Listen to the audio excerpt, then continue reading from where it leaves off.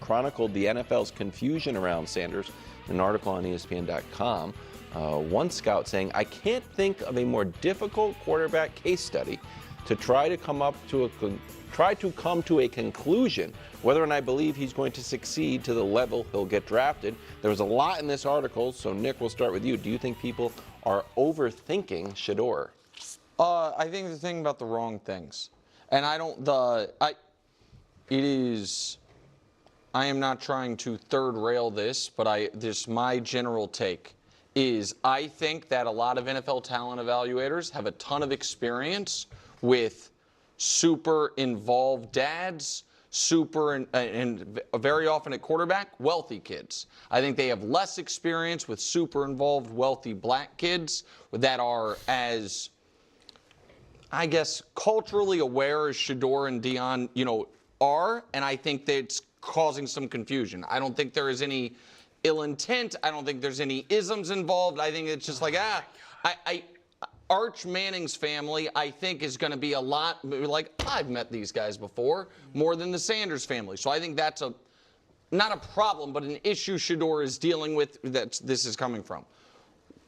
What I think is being missed because of that is, I think the concerns about Shedeur was his completion percentage that high because he's that accurate? Or was it because 20% of their passes were screens and dump-offs? Does the fact that he likes to, run around in the pocket but is not that great of a natural athlete going to hurt him? On-field concerns, to me, are real concerns with Shedeur, yet it seems like it's the other stuff that is sucking the oxygen out of the discussion, and I think that stuff's mostly irrelevant. And I think if you're worried about can he be a leader or will a locker room follow him, that I'm not concerned about with him at all. Yeah, I do think they're overanalyzing Shedeur. Look, I think the system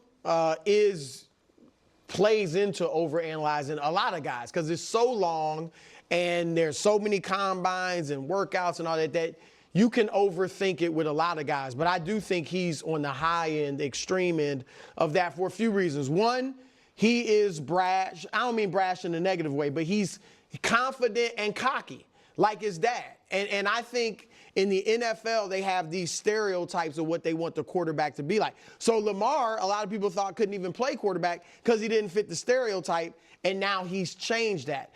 I think the NFL wants their quarterbacks confident, and if you're cocky, don't act like you're cocky. Humble. Right.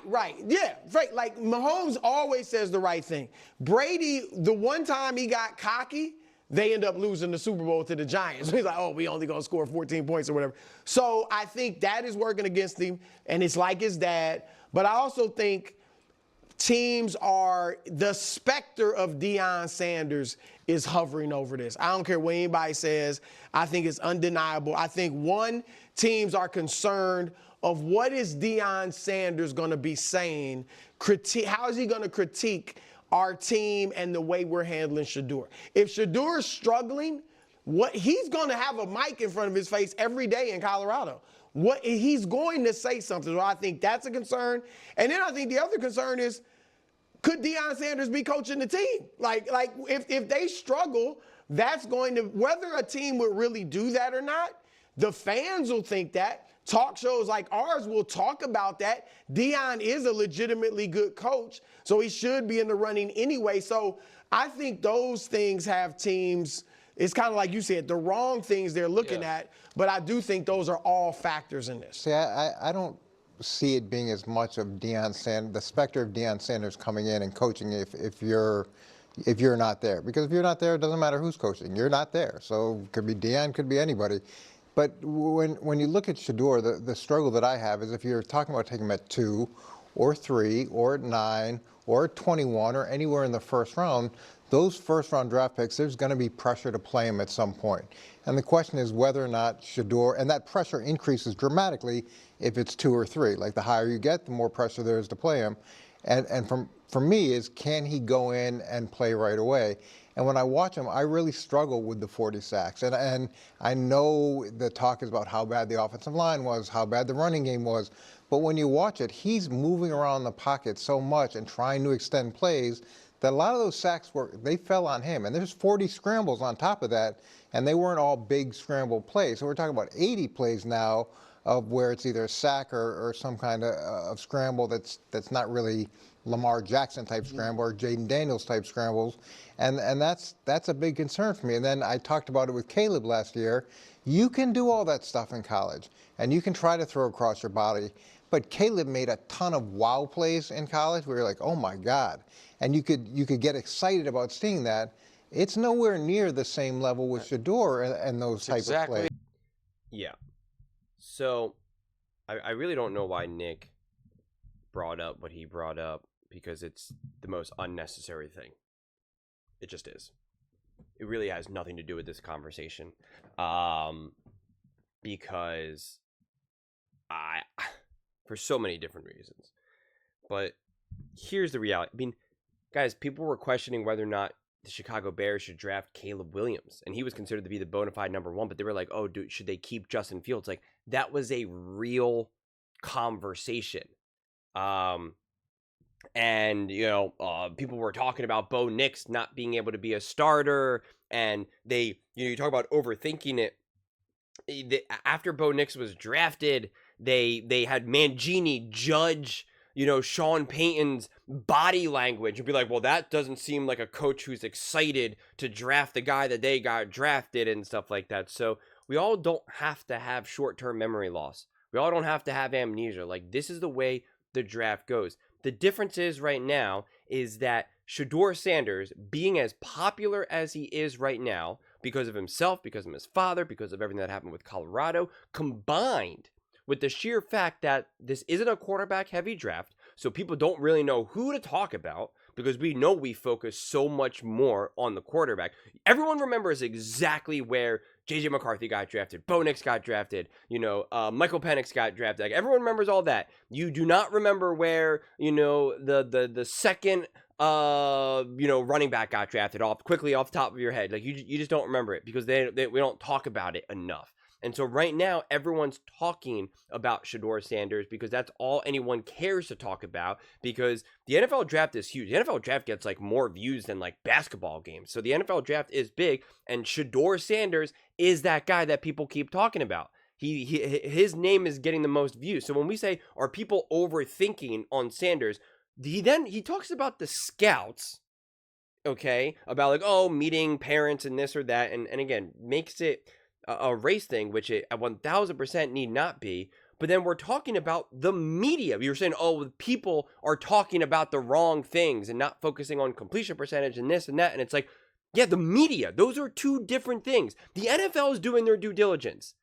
The NFL, the scouts, the player, the coaching staff, ownership, etc., like they are doing their due diligence.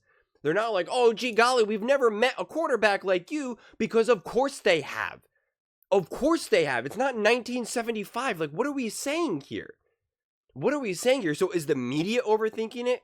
Probably, because there's nothing else to talk about. We don't have another 5 quarterbacks to talk about. We don't have the conversation of should Will Harbaugh draft J.J. McCarthy and move on from Justin Herbert? That was a real talking point. I made a video about it and I said, this is absurd. I was like, what are we even saying here? We're running out of things to talk about. There was whispers about how great people think Bo Nix is, and they're like, no, that's a smoke screen.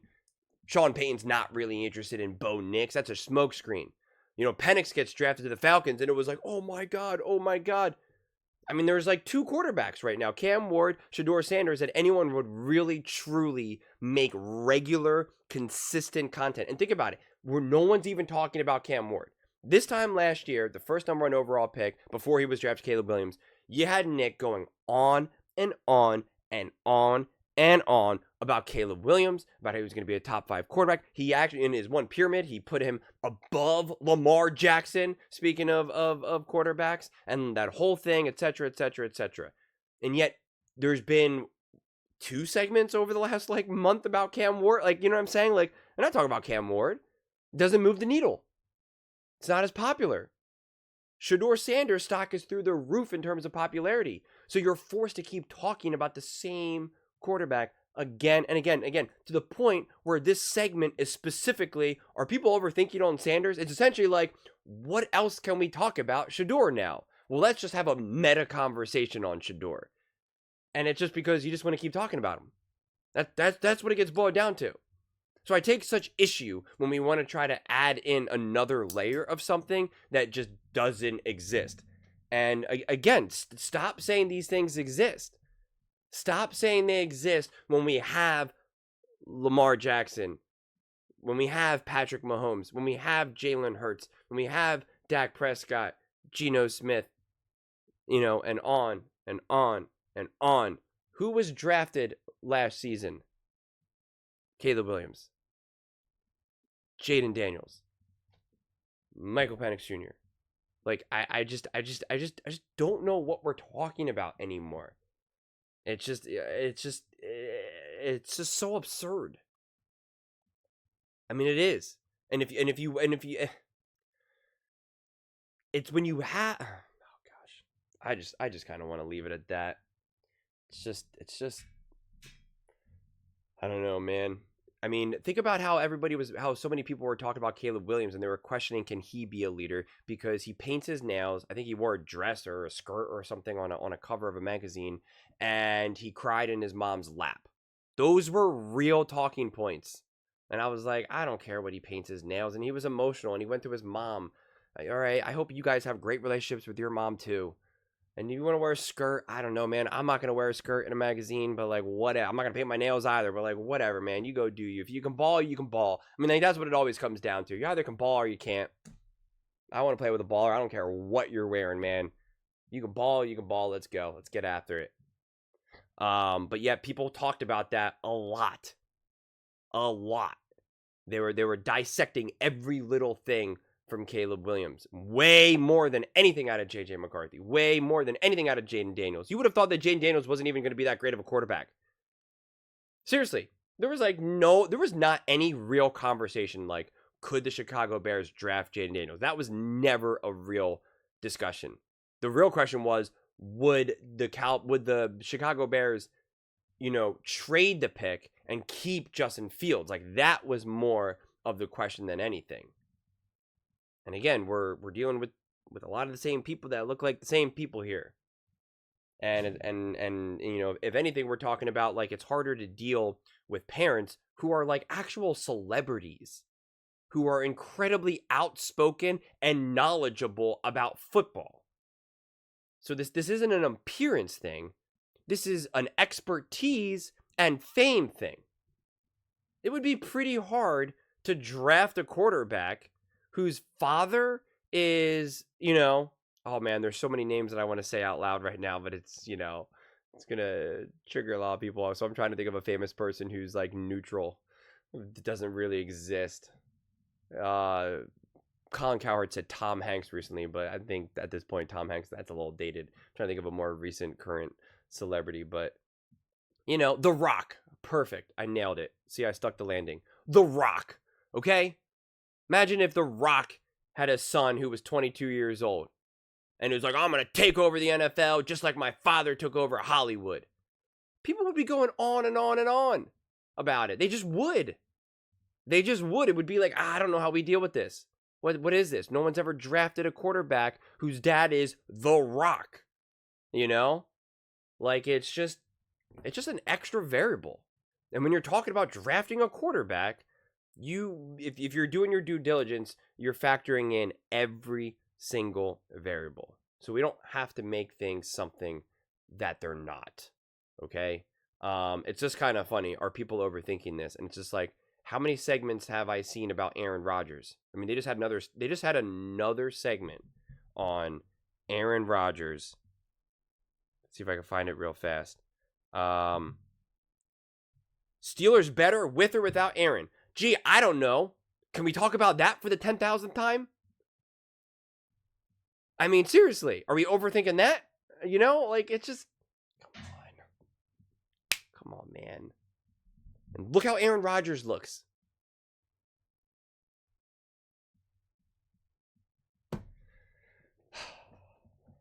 Those are just my thoughts.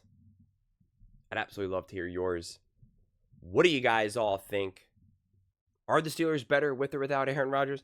Do you think we're overthinking everything with Shedeur, Sanders? Why or why not? Let's see if we can have a real, honest, grounded conversation. We'll see how it goes. We'll see if that third rail has indeed been touched. Let me know in the comments below. I read every single comment. So whether you agree with me or disagree with me, either way, let's get in some discussions. Let's get in some fights. But ultimately, let's just have some fun. And please do consider subscribing. We're building an amazing community here, and I absolutely love to see you part of it. I want to build something that we all genuinely feel connected to. Something that we're really excited to be part of. I think we're well on our way to doing it. And please don't forget to give this video a thumbs up, as it really does help the visibility and the algorithm. Thank you so much. See you next time.